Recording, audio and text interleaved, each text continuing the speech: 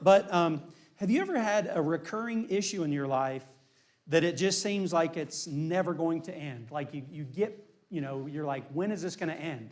And I'm not asking like about my sermons or anything. I'm not talking that. I'm talking like an issue in your life, and it's just like you finally feel, okay, I'm finally past it. It's behind me. And then all of a sudden it comes back. Still live with her. I'm glad Linda can't hear. Sometimes they want us to mic the audience so everybody can hear, and that's one reason we don't, Brad. But yeah. But and I think we can all say yes. I mean, there's a time in our life or maybe an issue, and you think it's gone, but then it comes back, and you're like, I'm in it again.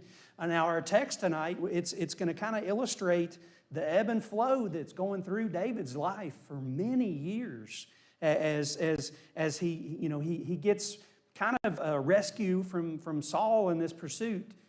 And then it's only just later on here it comes back. And so that's going to be in our text tonight. We're going to start reading, again, we're in 1 Samuel chapter 24. We're going to start reading out just the first two verses and kind of set our scene up. So 1 Samuel chapter 24, starting in verse 1. After Saul returned from fighting the Philistines, he was told that David had gone into the wilderness of En-Gedi. So Saul chose 3,000 elite troops from all Israel and went to search for David and his men near the rocks of the wild goats. And so here we just get a little bit here. And if you know me at all, and we have a scene, we need to look at the scene. We need to have a little bit of context. Again, just kind of set the scene for what's going to happen next. And so our text tells us that Saul had just kind of returned from fighting the Philistines. And so I want to look just briefly back at last week and see where we left off. And so last week in 1 Samuel chapter 23 and 26, we read this, or 23, verse 26. Saul and David were now on opposite sides of the mountain. And again, Saul's chasing him. So Saul and David were on opposite sides of the mountain. Just as Saul and his men began to close in on David and his men, an urgent message reached Saul that the Philistines were raiding Israel again. So Saul quit chasing David and returned to fight the Philistines. And so this sounds like a close call. And there's already been close calls, and there'll be closer calls. But it's like Saul's almost there, and he's almost got David surrounded, and then there's something interrupts. And so I just want to look real quick. But before that, I got another. But in verse 29 of 23, it says that David went to live in the strongholds of En-Gedi. So that kind of sets up our scene to where our text picks up tonight. I've got a map here, and it shows. I know it's hard to see, but there's little dots everywhere. I've got a better view here in a minute. But those little dots of the little circles, those are all the incidents that we're going to read about. We already have read about and going to read about these encounters between Saul and David. The next slide here, it zooms in a little bit. So the next slide here, that is where they were at the end of chapter 23. So that's when Saul about had David cornered. And then he gets the call to go after the Philistines. And the next one will show the blue arrow, Philistia was up above, it was to the northwest of there. And so they started sending troops down, and they started raiding Israel. And so Saul went from the green box up to where the blue arrow is, somewhere up in there, to fight the Philistines. And then David went from the green box to the red box, which is En-Gedi. And there's En-Gedi. And so it's about 30 miles distance away, just if you want to know. But it's an area that's overlooking the Dead Sea there. And so interestingly, and I love history. If you can't tell, I love history. But En-Gedi, you can still actually go there. They have a reserve there, a park reserve. They actually think they know the cave. They actually know David's stream that's there, because there's several streams in other places. And the name En-Gedi actually means it's spring of the kid, which is goat, or fountain of the goat. And what's interesting is this area is surrounded by just desert and just nothing. But right above the Dead Sea, now what was a lot of the problem with the water of the Dead Sea? Yeah, dead, brackish, nasty water.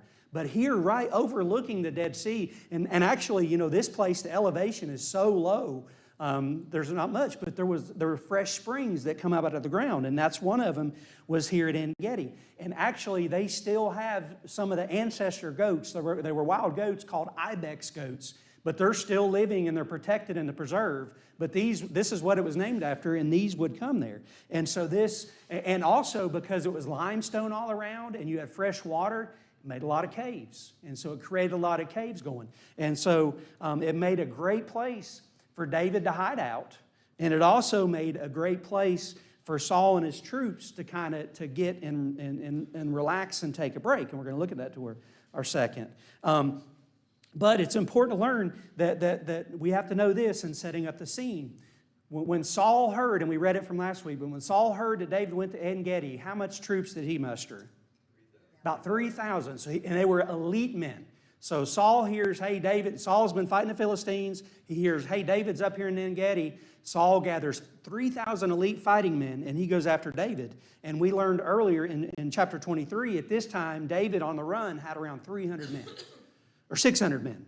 And so it was about 3,000 to 600. So that's just interesting. So that kind of sets the scene of where our text and this whole scene we're going to talk about plays out. So I just want to do that. So we're going to continue and read verses 3 through the first half of 7. At that place where the road passes some sheepfolds, Saul went into a cave to relieve himself. And you've been in church for a while, you know what that means. So Saul went into the cave to relieve himself. The other old translations cover their feet. But anyways, so he went into a cave to relieve himself. But as it happened, David and his men were hiding further back in that very cave. Now's your opportunity, David's men whispered to him. Today the Lord is telling you, I will certainly put your enemy into your power to do with as you wish.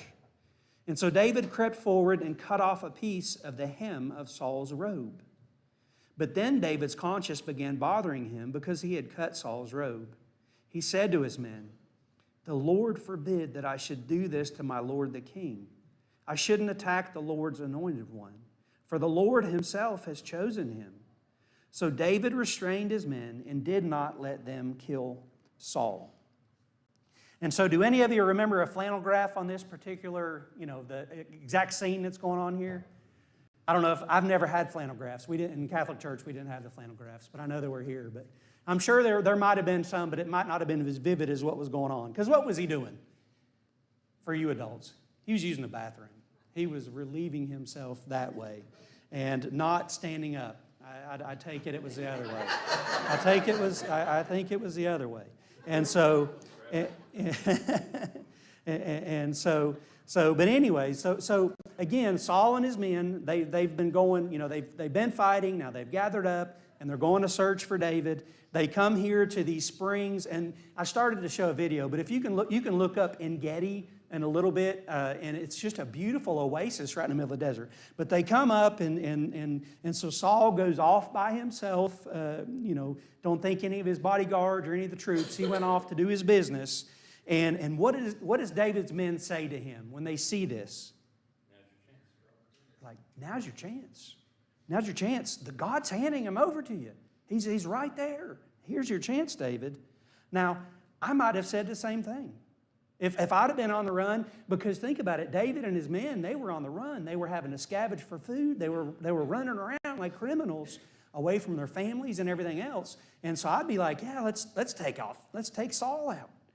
I might have said the same thing. And so David, he approaches with a weapon, but instead of harming Saul, he cuts off a corner of his robe.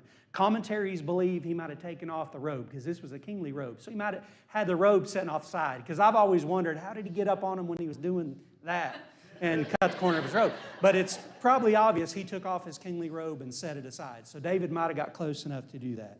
And but when David does that, and then he starts to think, I shouldn't have done that. Why? So why was cutting Saul's robe as just a piece of clothing? Why was it such a big deal? What were the implications of this? Pardon? Well, it does, because that's going to come up in what David's going to communicate later. But what's important about the robe, especially this robe? It was a kingly robe, yes. This robe would have been, it wasn't just clothing, it represented his authority. It's a kingly robe, so it represented his authority and royalty, and because he was in his God-given audience, a God-given office. You know, he had been anointed king. And so, and here's something that connects to that with the clothing and the importance of the clothing. If you remember earlier in 1 Samuel 15, you know, this was kind of I think this is when Samuel said, or God, you know, was like, God should have never made you king because you've really messed up. It's one of the early times Saul messed up. And so Saul was trying to get Samuel to come with him, and Samuel didn't want to go. And in verse 27, 28, chapter 15, as Samuel turned to go, Saul tried to hold him back, and he tore the hem of his robe. And Samuel said to him, "The Lord has torn the kingdom of Israel from you today, as it has given it to someone else, one who is better than you." And so that tear represented, hey, the kingdom's being torn there. And so even though this was clothing, David realized by cutting off this corner of the robe, even though he didn't kill or hurt Saul, he did harm him in some way. He did harm him some way. And see, another thing, even though the Lord had rejected Saul, remember earlier, he was like, yeah, the Lord had rejected him. He was still the Lord's anointed. And David knew this was just wrong. And so our text tells us also, not only does David realize, hey, I can't hurt the king, but he didn't want his men to do. So he made them not harm Saul. Any comments or questions on this first little bit of our text?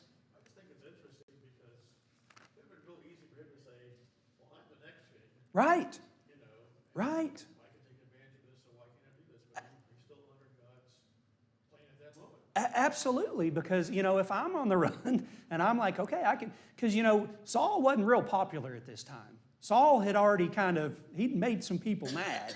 And so I'm sure, you know, David might have done it, and the 6,000 or the 3,000 troops might have just said, you know, they might have celebrated too. And it's almost like, yeah, he's on the silver platter. Like God, and his men are like, God brought him right to, here he is. Here, it's on a tee, just, you know, all I got to do is swing. And yeah, absolutely. Yeah. They would have seen it as a coup. Right. Well, they would have, but that was common at times like this. And like, yeah. Yeah. All right, let's continue in our text. We're going to read the rest of 7 through 15. After Saul had left the cave and gone on his way, David came out and shouted to him, "My lord, the king." And when Saul looked around, David bowed low before him. Then he shouted to Saul, "Why did you listen to the people who say I am trying to harm you? This very day you can see with your own eyes it isn't true, for the Lord placed you at my mercy back there in the cave. Some of my men told me to kill you, but I spared you. For I said, I will never harm the king. He is the Lord's anointed one. Look, my father, look at what I have in my hand.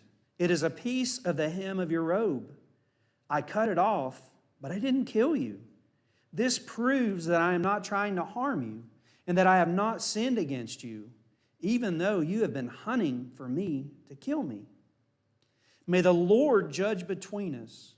Perhaps the Lord will punish you for what you're trying to do to me, but I will never harm you. As that old proverb says, from evil people come evil deeds. So you can be sure that I will never harm you. Who is the king of Israel trying to catch anyway? Should he spend his time chasing after one who is as worthless as a dead dog or a single flea? May the Lord therefore judge which of us is right and punish the guilty one.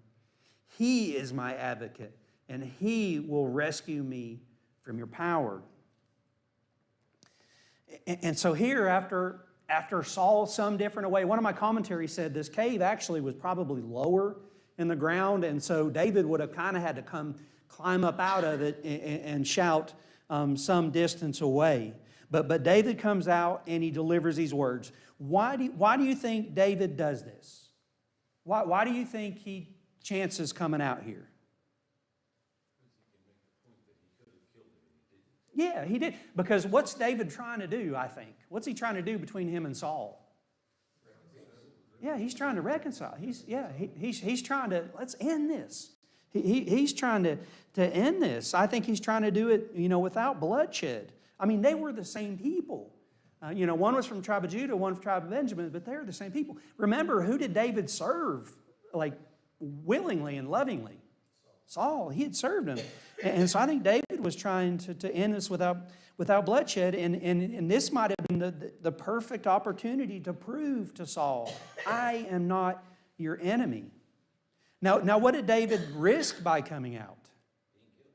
Being killed. I mean, it's like, no longer it's like, where is he? And they're having to track him, and, there's men over here. It's like, he's like, hey, and they see each other because he says he saw him. He gave his location away, and so this could have easily led to David, because again, it was 3,000 to 600, and so that could have risked it. But regardless of the risk, David gives what I think is a heartfelt plea. This is a heartfelt plea. How did David address Saul in his tone and his posture and his words?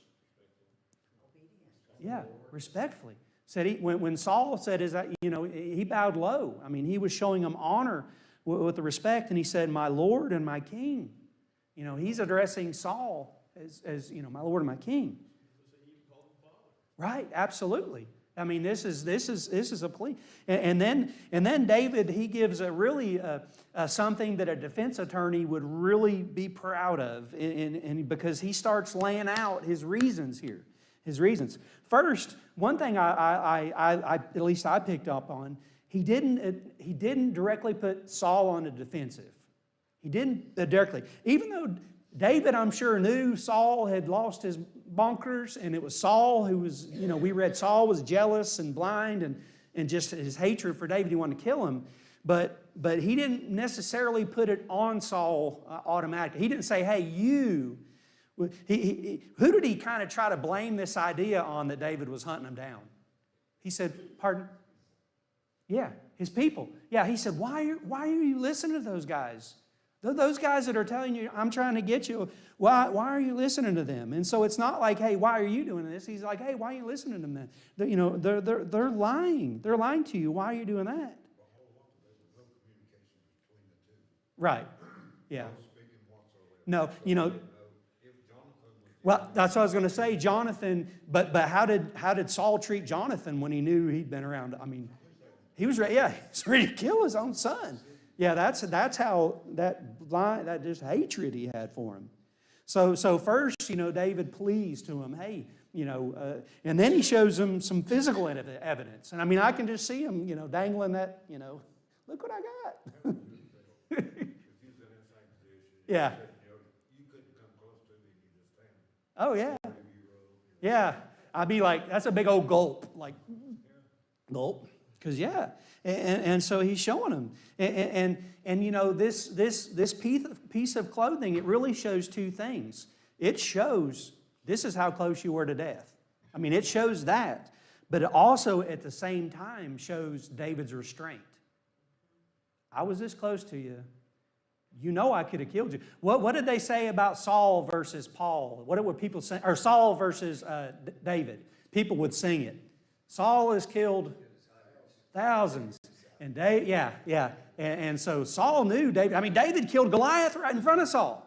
So, so that had to be, but he's showing him, hey, I could have killed you, but I didn't. I showed restraint.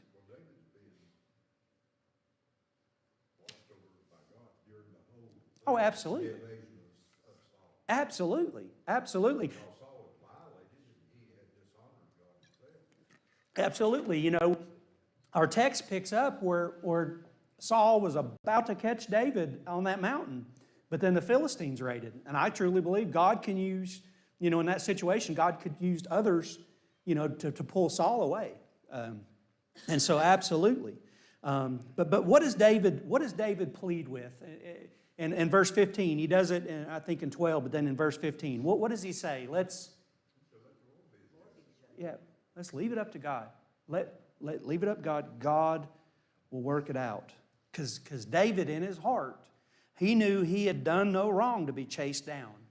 And instead of bloodshed, he was trying to convince Saul of this truth. But regardless of what was going to happen to David, he was like, let's let the Lord decide. Any comments or questions on this little bit? We got one more section of text, and then we get a bunch of take home. So we're not almost done, just so you know.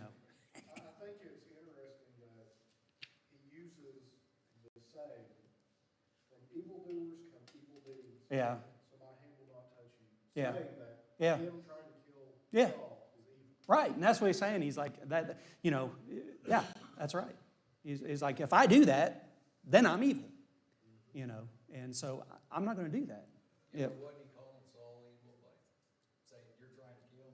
Well, but again, he's like, why are you listening to those guys? See, he was trying to, I think he was, like I said, I think he was very respectful, didn't want to, you know, my kids, like if they call one of the parents out, like in front of other people, you may kind of like, okay, but when they go home, you know, it's going to be different, you know, about that.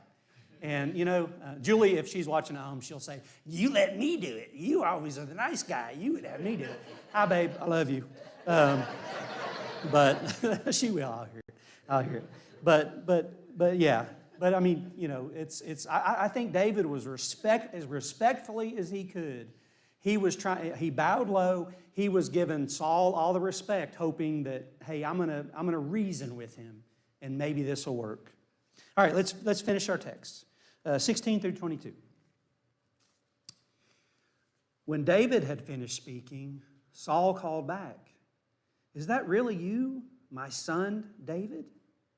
Then he began to cry, and he said to David, "You are a better man than I am, for you have repaid me good for evil. Yes, you have been amazingly kind to me today, for when the Lord put me in a place where you could have killed me, you didn't do it. Who else would let his enemy get away when he had him in his power? May the Lord reward you well for the kindness you have shown to me today. And now I realize that you are surely going to be king, and that the kingdom of Israel will flourish under your rule.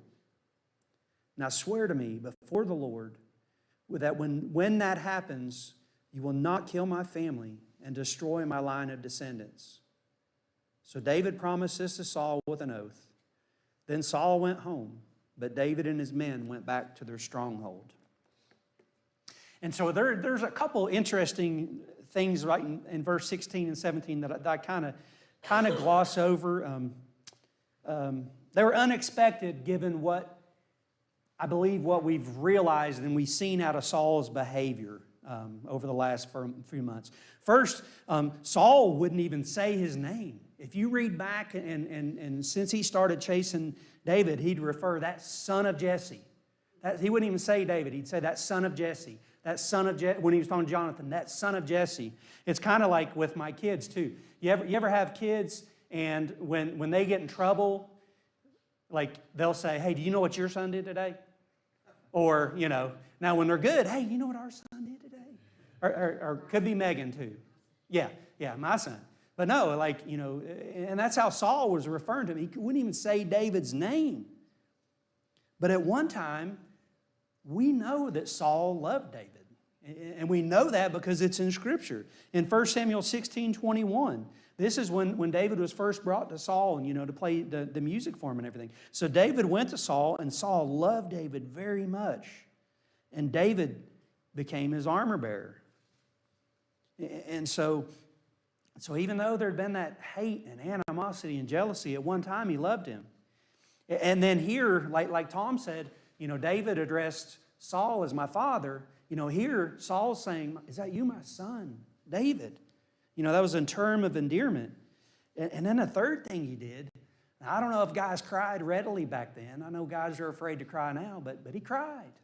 He cried. He's visualizing and he's seeing and he's processing all this and he cries. And it seems, at least temporarily, that this encounter had rekindled a lost love and a lost emotions, and at least temporarily brought Saul back into reality. Because remember, how had Saul been acting towards David, Jonathan, Ahimelech, and all the priests and his fellow Benjamites last several months? How was he treating everybody pretty much? Hatred. He was insane. He was loco, irrational. But he seems like at least here he has a moment of clarity. Because remember, he had 3,000 men right there. And there's David. He sees David, and he's the one he's hunting down. And I'm sure he could have rallied the troops and done it and ended it. Don't you think, though, I mean, it says that Saul loved David.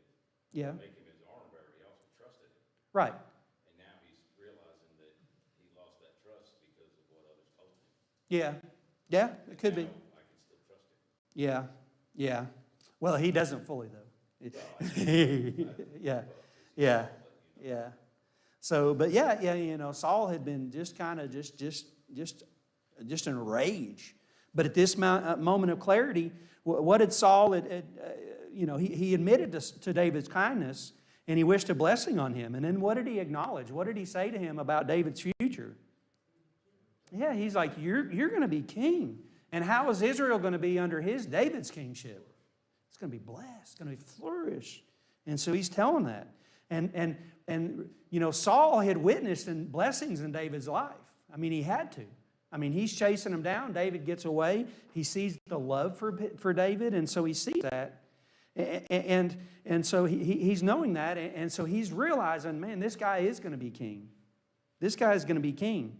And see, also, I think Saul probably remembered, we read him a moment ago, but the words that Samuel had told him when Samuel was chasing him, he said in 1628 here, just this, so the Lord has torn the kingdom of Israel from you today and has given it to someone else that is better than you.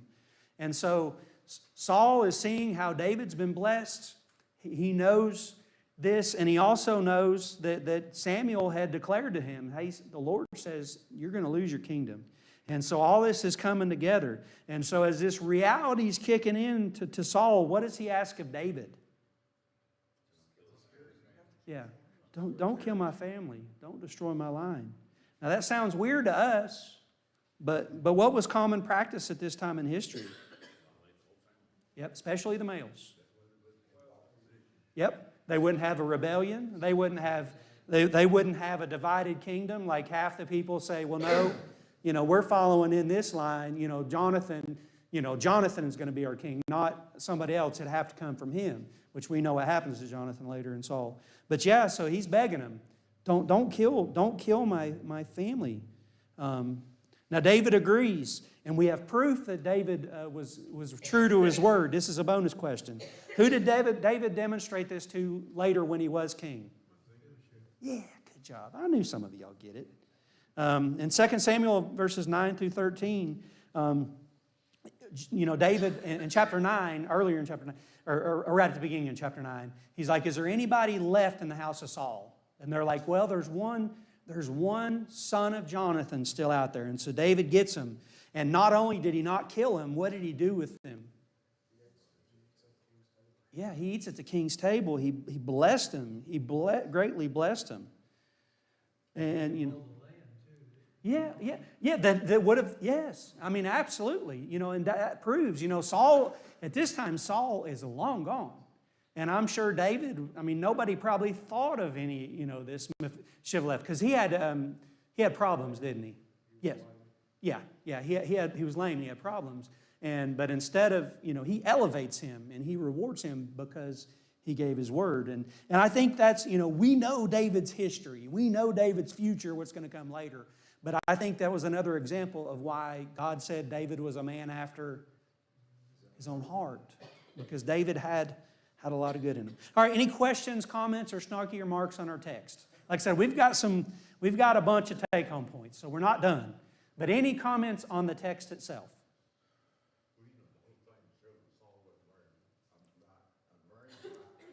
Yeah.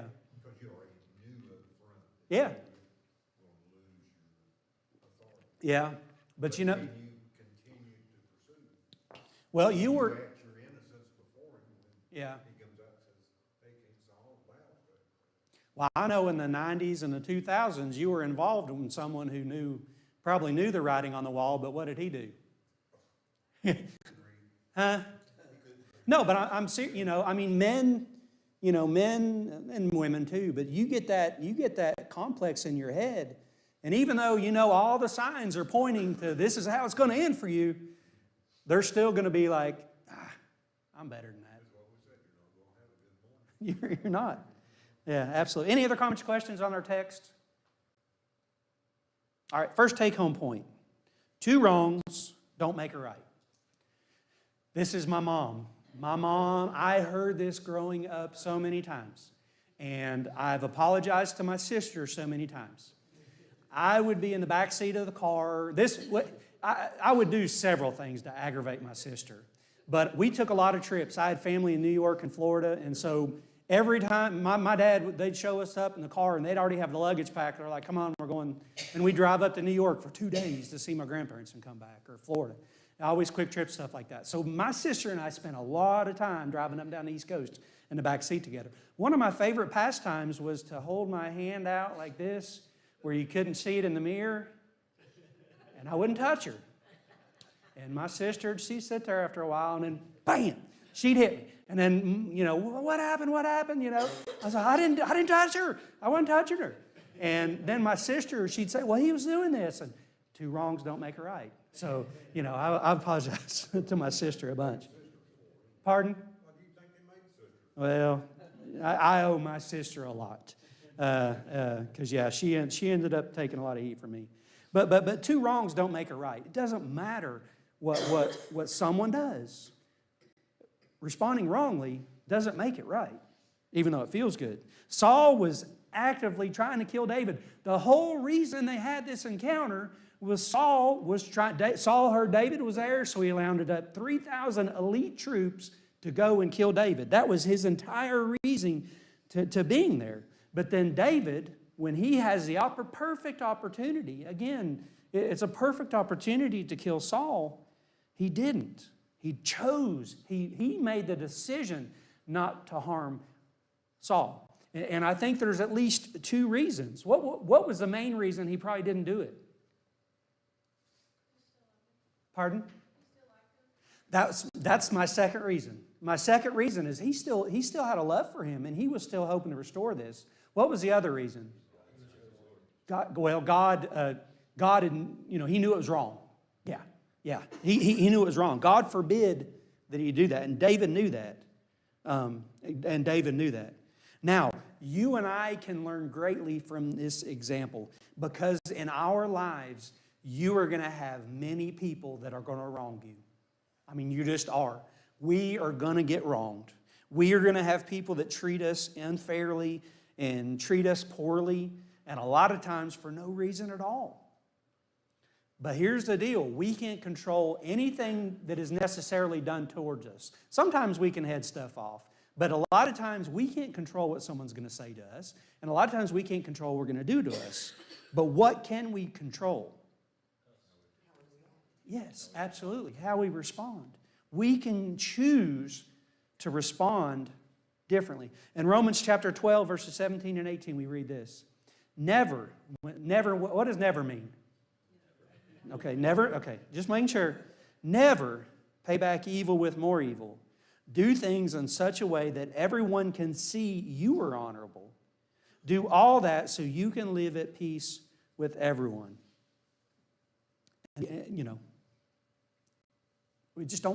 we can choose how we respond, and we shouldn't respond evilly. Again, David had every right, I think, to take Saul out, but he didn't. He did the right thing. Second one, the ends don't justify the means. Again, David knew that he was the Lord's anointed. Remember, David, by now, he had been anointed king as well. Samuel had went and chose David out of all of Jesse's sons and anointed him. And see, he knew, and Tom or Bruce, one of you said it earlier, but he knew eventually he was going to be king because God had done that. And he could have used this opportunity to expedite the process. He knew he was going to be king, so he could easily think, hey, here's my answer. I'm going to do it. But ultimately, he knew it was wrong. He knew by doing it, it was ultimately wrong.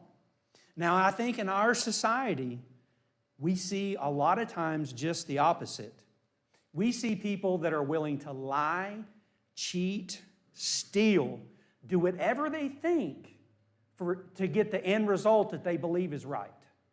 So I know it's wrong to lie, but I'm going to lie because if I lie, then this is going to happen, and that's a good thing. So it's okay to lie to get to that. See, we may be tempted in life to tiptoe because we know the line, and we may be tempted, tell the little white lies. We may be tempted to do a little bit wrong, thinking, and we may even think, okay, I'm going to ask God to forgive me of this. I know it's wrong, God forgive me, but I need to do it because it's going to result in this. And we can even trick ourselves and say, well, it's okay to do that because it's going to be for a good reason. It's going to benefit people. But it's not. As Christians, we are called to a higher standard. We are called to do the right thing in God's eyes, no matter what the cost. We're just called to do the right thing. In 1 Peter chapter 3, verses 13 to 15. Now, who will harm you if you are eager to do good? But even if you suffer for doing what's right, God will reward you for it. So don't worry or be afraid of their threats. Instead, you must worship Christ as the Lord of your life. And if someone asks you about your hope as a believer, always be ready to explain it. And see, here's the thing. Living and doing things God's way and the right way that we know is right, not only is it good for us and it's obedience for us, and we are blessed for it, living a life like that, especially in our world, it can lead people to Christ. When people see, and you may have somebody tell you, hey man, you go let the boss know this, and that dude's fired. Just go tell him. Go tell him. He's fired. You're going to get that job. You may know that guy's wrong, but is going and telling him, if you know that's wrong. See, the thing is when we live differently than the world, it bothers people. If something happens and you're the only one, say something happens, something blows up at Eastman, and you're the only one that knows and nobody else, sorry, I got Eastman people here, or at the med center, something happens and there's absolutely nobody knows you were the last one there. Nobody knows. Nobody's ever going to find out. It's real easy just to say, whew. But you know what? When we own up to it and we say, it's my responsibility. It's my responsibility. I did it. People are like, why would you do that? Well, I'm a Christian, and that's the right thing to do. It's the right thing to do. Third take-home point. The battle belongs to the Lord. Again, David could have easily killed Saul that day, but he chose to just leave it up to the Lord. He's just, I'm going to trust God. In Psalm 57, the whole psalm is believed to be written about this cave experience. There was another cave experience, but it believes all of Psalm 57 ties to David's time sitting here in this cave thinking. And I just want to read the first 3 verses of it. And the words of David, and he's talking to God. I look to you for protection. I will hide beneath the shadow of your wings until the dangers pass by. I cry out to God Most High, to God who will fulfill His purpose for me. He will send help from heaven to rescue me, disgracing those who hound me. My God will send forth His unfailing love and faithfulness. Now, will God eventually handle this with Saul? Yeah. And David doesn't have to lift a finger for it, does it? No. God, he trusted God. And he waited. Now, here's the thing. For me, understanding that the battle is the Lord's and not mine, that means I need to, how I interact with people, I need to be more like David. I need to be more like David. Instead of, I've been wronged, here's my opportunity to get you back. Instead of doing that, let the Lord work it. But Billy, I am very defensive. You catch me off guard, and I can be very defensive when I feel like I'm wronged or slighted. My natural instinct is, you give me one insult, and I'm going to give you 2. You injure me, and I'm going to injure you back. But here's the deal, it doesn't do me a lot of good. Because often, usually what happens is I have to apologize. That's usually what happens, and I don't like to apologize.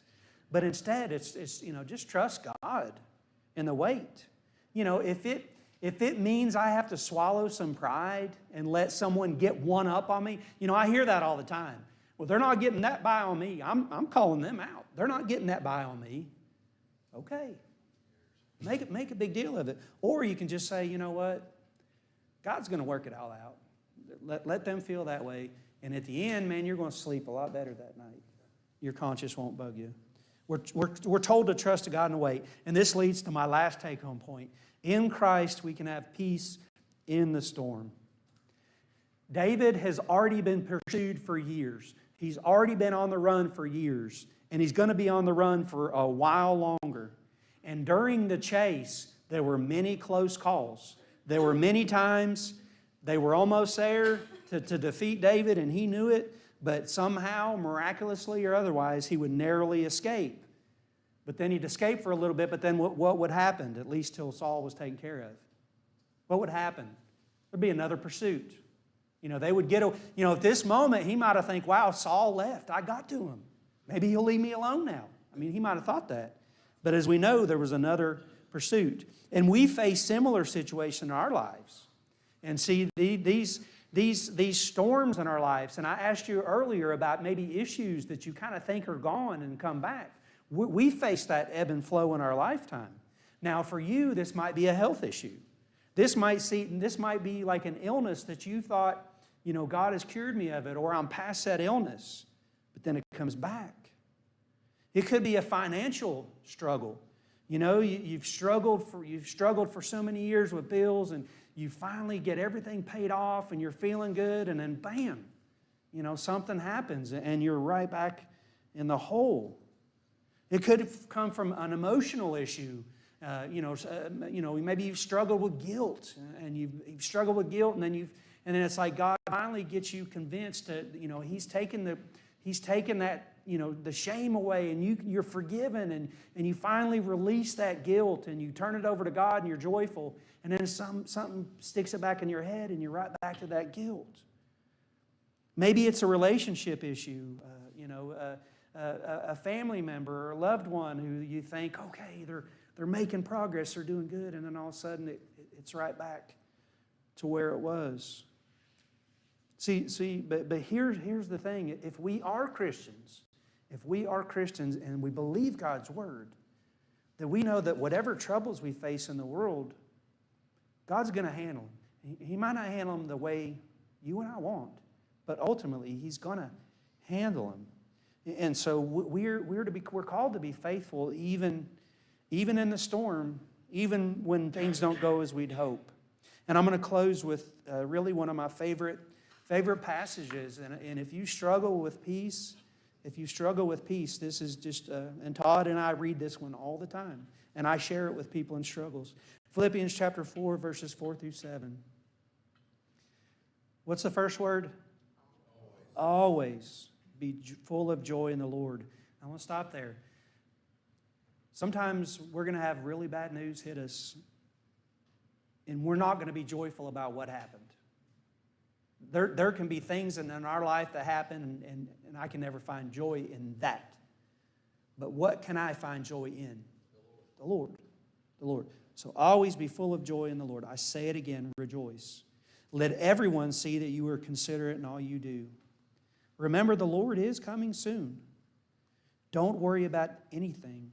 Instead, pray about everything. Tell God what you need and thank Him for all He's done. Then you will experience God's peace, which exceeds anything we can understand. His peace will guard your hearts and minds as you live in Christ Jesus. And I promise you it will.